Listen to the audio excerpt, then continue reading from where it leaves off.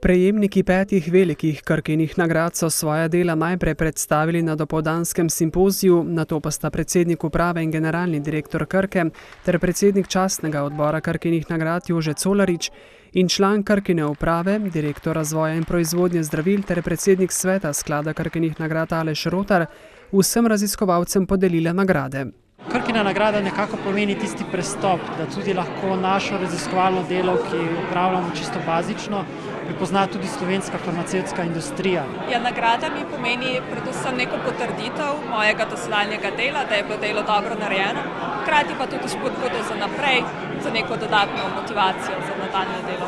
Ja, gotovo je ena spodbuda za naprej.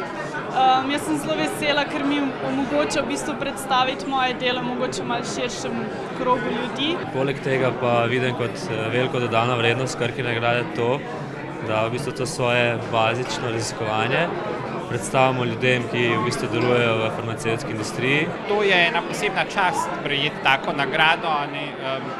Pomeni, da v bistvu industrija prepozna, da dobro delamo in da obstaja neka klinična aplikativnost oziroma nek interes strani industrije. Tudi letošnje na razpis prispele raziskovalne naloge so na visoki kakovostni ravni.